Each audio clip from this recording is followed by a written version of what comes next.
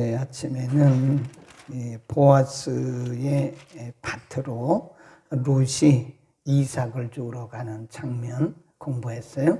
3절에서 우연히, 4절에서 마침, 이런 표현들은 성경이 의도적으로 그 앞에 기록을 했다고 보시면 돼요. 그래서 지금 룻이 보아스의 밭으로 이삭을 주러 가는 그런 장면, 과정, 또 그 마음 씀씀이, 이런 것들이 사실은 하나님께서 하나님의 일을 이루시기 위해서 이렇게 만들어내신 과정이다. 모든 과정, 모든 형편, 모든 일어나는 일들이 하나님의 일을 이루시기 위해서 그렇게 하신 것이다. 그러니까 하나님의 시간에 하나님께서 룻에게 그런 마음을 주셨고 또 보아스에게 그런 마음을 주셨다.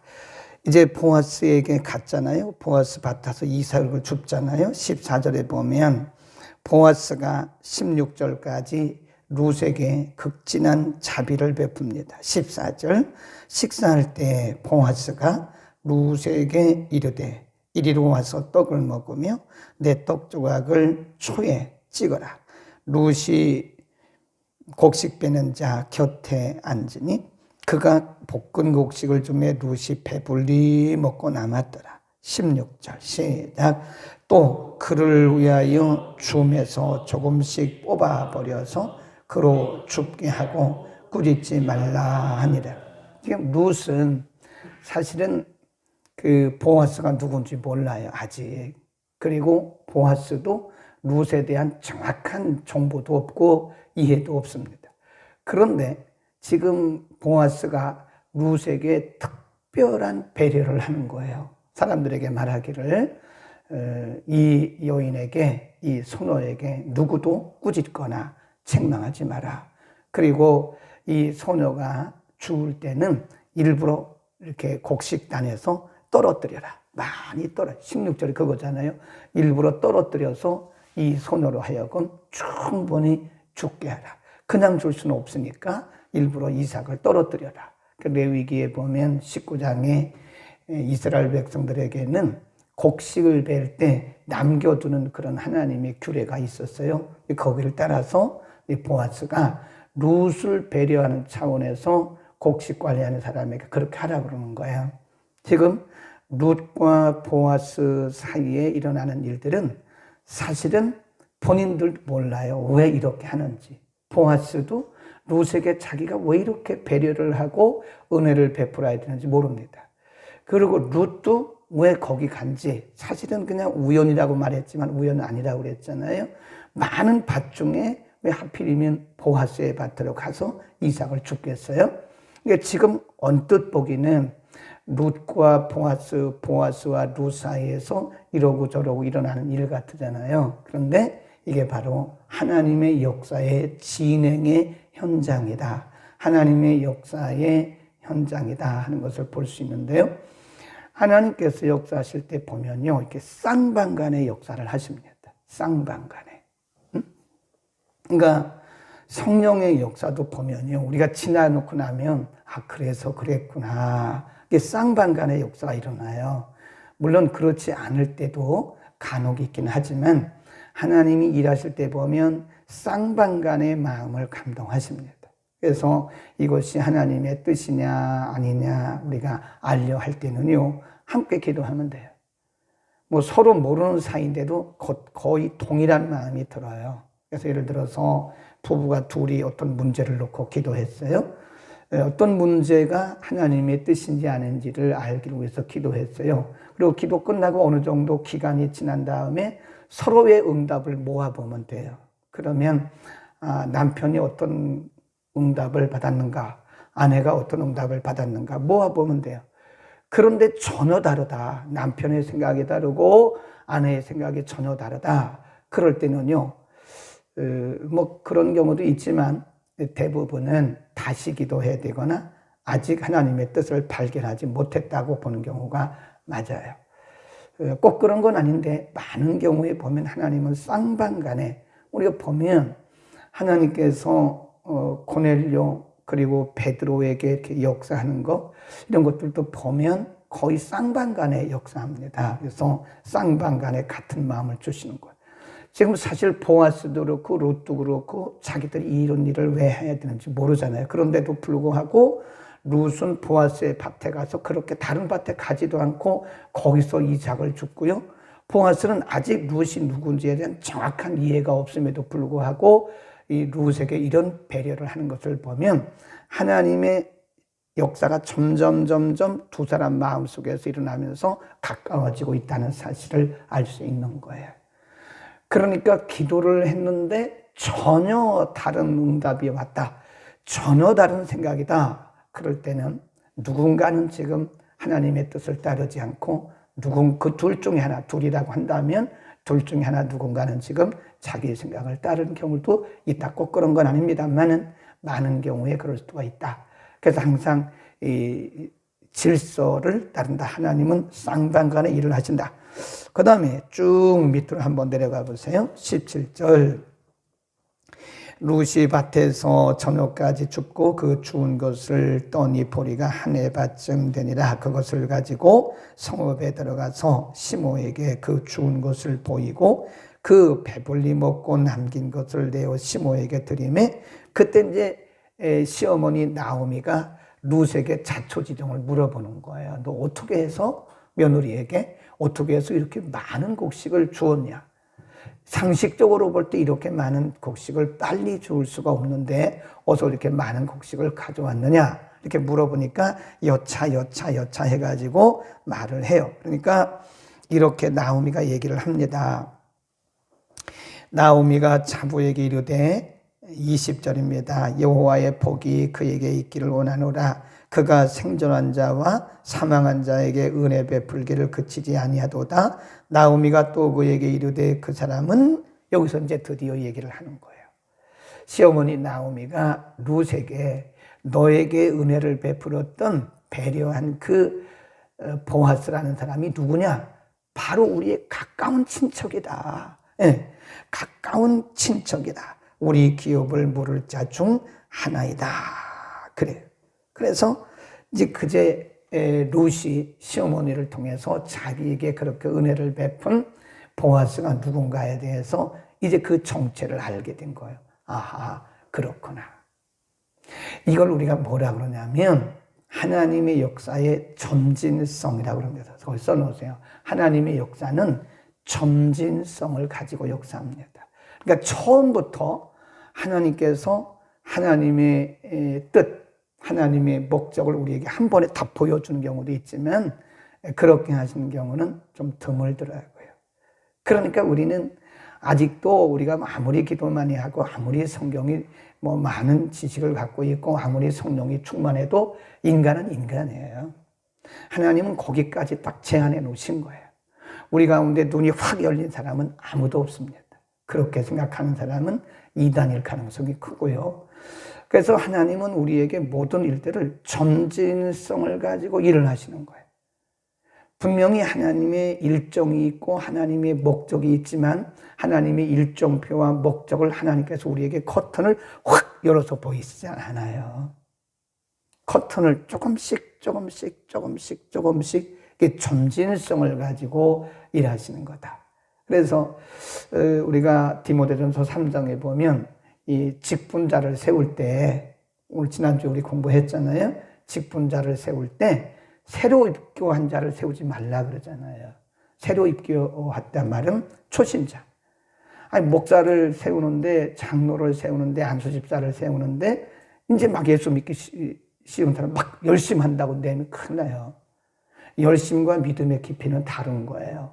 그러니까 분명히 거기 감독자를 세울 때는 새로 입교한 자를 세우지 마라. 사단에게 분명히 기회를 준다 그랬어요.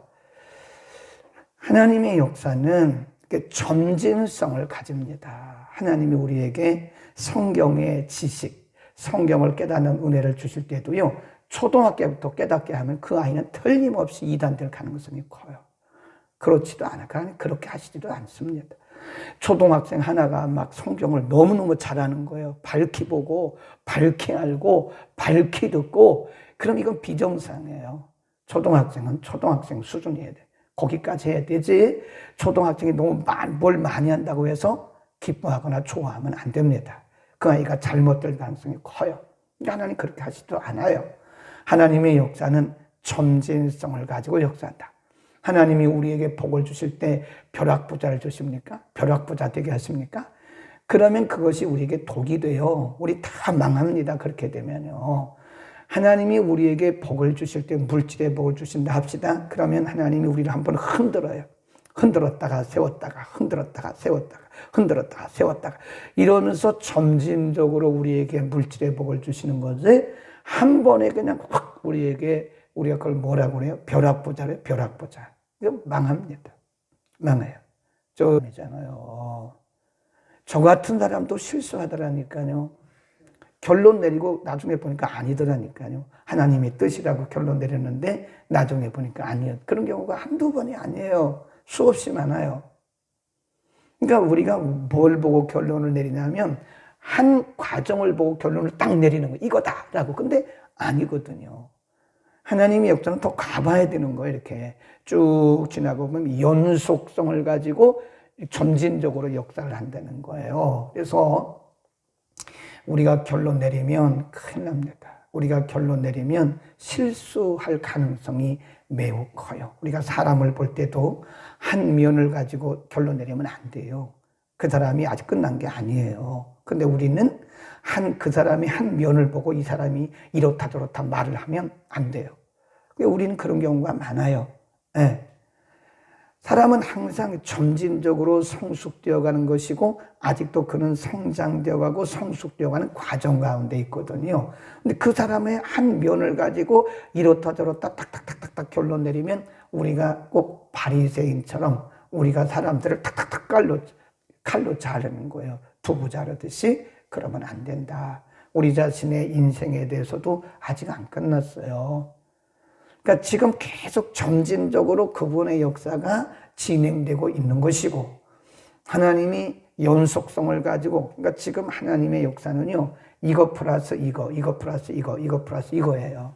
지금 룻과 그리고 보아스, 나오미가 행하는 모든 일들을 보면 이것이 한 과정 보면 아니 모압에 가서 엘리멜레가 지금 완전히 몰락했잖아요. 끝났어요? 안 끝났잖아요.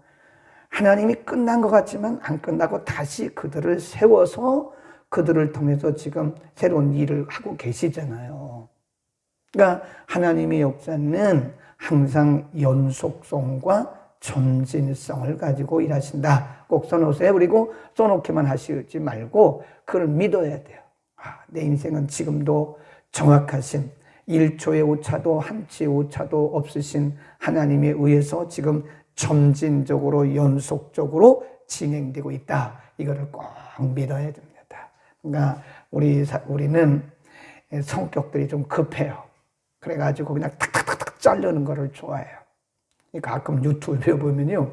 그래서 우리는 하나님을 믿는 우리들은 하나님의 역사의 연속성과 점진성을 꼭 기억하셔야 돼요. 그리고 우리가 판단하거나 우리가 결론 내리지 말고 하나님이 계속해서 일하고 계심을 믿기를 축원합니다. 그 다음에 또 한 가지는 지금 우리가 오늘 본문은요 2장 14절에서 23절을 이렇게 위에서 이렇게 보면 주로 여기 등장하는 인물이 보아스, 룻 그리고 나오미가 잠깐 등장을 해요. 주로 지금 크게 본다면 보아스의 역할이 커요. 보아스가 룻에게 선대를 하고 은혜를 베풀고 이런 모습이 이렇게 보여요. 그리고 시어머니 나오미가 룻에게 또 이렇게 얘기해서 보아스가 누군가를 가르친 그런 장면이 쭉 나와요. 그러니까 지금 이렇게 보면 보아스, 룻, 나오미 이 세 사람들이 이러쿵저러쿵 일을 하고 있는 거예요. 그런데 사실은 하나님이 그들을 통해서 뭘 하고 계세요? 일하고 계신 거예요. 굉장히 멋있어요. 우리는 우리 일을 하는 것처럼 보이지만 실상은 하나님께서 하나님의 일을 하신 겁니다. 아멘. 우리는 우리 일을 하는 것처럼 보이지만 하나님이 그 배후에서 그분의 일을 지금 운행하고 진행하고 계신다는 사실을 알아야 돼요. 그래서 그걸 뭐라 그래요? 보이는 부분, 보이는 역사, 또 안 보이는 부분, 안 보이는 역사 그러잖아요. 그러니까 표면적인 역사만 가지고 우리가 또 결론 내리면 안 돼요. 우리끼리 이러고 저러고 하는 것 같지만 사실은 하나님이 우리를 통해서 그분의 일을 하시는 거예요. 이걸 뭐라 그랬어요? 이면적인 하나님의 역사다. 그럽니다. 여러분, 제가 아까도 말씀드렸지만요. 사람은 사람이에요. 아무리 기도를 많이 하고 아무리 공부를 많이 하고 아무리 성경을 많이 보고 그래도요. 사람은 사람이에요. 그 이상 못 올라가요. 그 이상 안 됩니다. 하나님이 딱딱 제한했어. 셔터를 딱 닫아놔 버렸어요. 그래서 하나님의 그 기이한 일을 우리 모릅니다. 누가 물어보면요. 잘 모르겠어요. 말하는 게 그게 더 정직한 거예요. 내가 뭘 다 아는 거죠. 근데 제가 느낀 게 뭐냐면 제가 아무리 성경을 많이 알고 공부해도 거기까지더라고. 그 이상 안 돼요. 하나님께서 전진적으로 이렇게 열어가시는 거지 어느 날 확 되는 게 아니더라니까요. 그래서 우리가 생각할 때 내가 막 성경을 많이 알고 성경을 많이 연구해가지고 내가 많이 알고 있는 것처럼 그런 착각을 하지 말라고 제가 지금 길게 말씀을 드리는 겁니다. 아니에요. 나는 나이가 들어서 경험이 많으니까 경험에 비춰볼 때 아닙니다. 우리의 경험은 안 맞습니다. 하나님이 하시는 일과 우리의 경험은 전혀 다를 수도 있어요. 그러니까 꼭 기억하셔야 됩니다. 하나님은 셔터를 내려놓으셨어요. 그리고 필요에 따라서 조금씩 열어가시는 거예요. 그러니까 매번 하나님께 우리가 무릎을 꿇고 하나님께 여쭤봐야 되고 그런 겁니다. 네. 여러분 뭐 어디 가도 하나님은 우리 인생을 점진적으로 연속성을 가지고 하되 연속성이 있으되 점진적으로 하는 거기 때문에 특별한 게 없어요.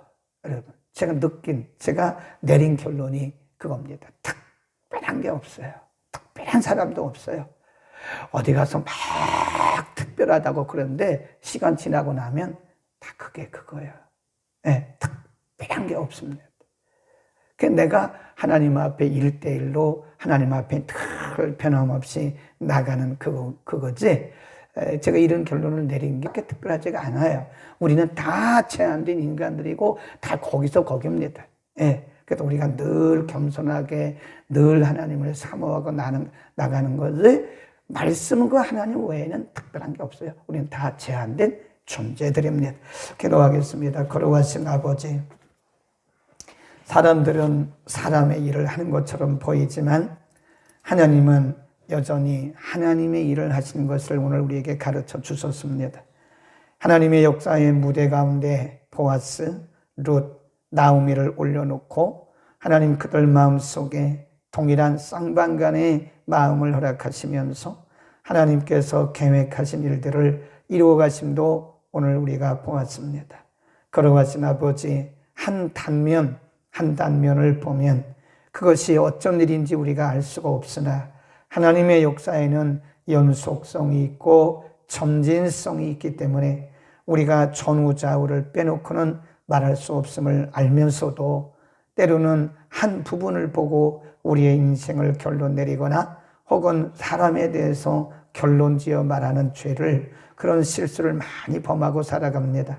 걸어가신 아버지 제한된 우리들이 모든 것을 다 알 수 없음에도 불구하고 모든 것을 다 알고 있는 것처럼 실수연발입니다. 하나님 우리들에게 신령한 은혜를 주셔서 오직 하나님 말씀, 오직 하나님께 우리의 초점을 맞추고 날마다 그날 그때 주시는 은혜 속에서 하나님을 끊임없이 간구하며 사모하며 따라가는 우리 모두가 되게 하여 주옵소서.